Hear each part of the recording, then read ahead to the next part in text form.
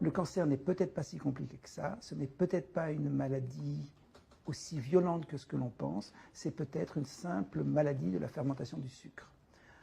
Là, au fond, nous ne faisons que redire ce qu'a dit Otto Warburg en 1920.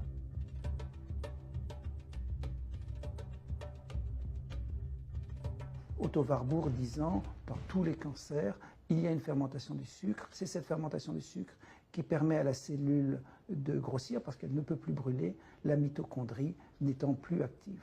Et ce qu'il dit à l'époque, très clairement, c'est que tous les cancérigènes, le tabac, l'alcool, mais aussi les produits chimiques, ciblent la mitochondrie. Et en empêchant la cellule de brûler les dérivés du sucre, eh bien, le cancer va pousser. La seule chose que l'on fait à l'époque, c'est qu'on excise le mal, ou on l'irradie, ce qui revient au même, mais on n'essaie pas de rallumer la mitochondrie.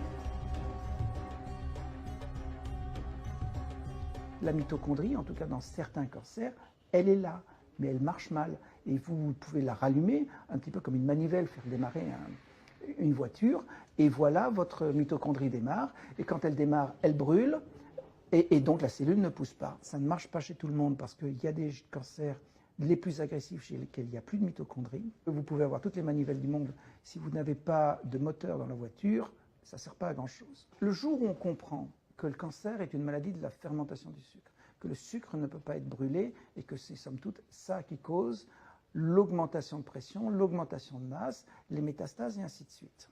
Le jour où on comprend ça, il est logique de diminuer l'apport de sucre, qui est tout de même le coupable numéro 1 de cette maladie, et d'essayer d'améliorer la combustion de la mitochondrie par des médicaments. Diminuer l'apport de sucre, ça veut dire manger autre chose que du sucre, donc il reste des protéines et du gras. C'est ce qu'on appelle des régimes cétogènes.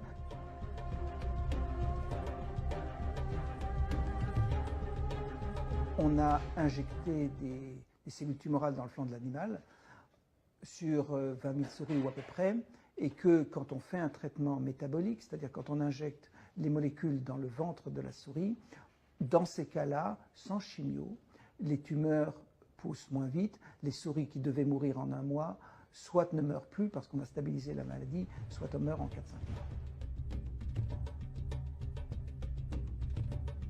Cet homme de 80 et quelque chose qui habite Brive-la-Gaillarde et qui a un cancer du poumon métastatique, auquel son chirurgien dit qu'il avait quelques mois à vivre et qui, 3-4 ans après, qui joue au bridge.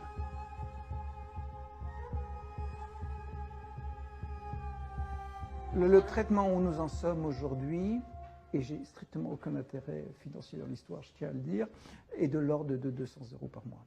C'est-à-dire qu'il est d'un ordre de grandeur bien plus bon marché que les traitements thérapie ciblée. Le cancer restera une maladie pour les générations qui nous suivent, mais ne sera plus le drame que nous avons tous connu dans nos tripes, soit de médecins, soit de malades, soit de famille.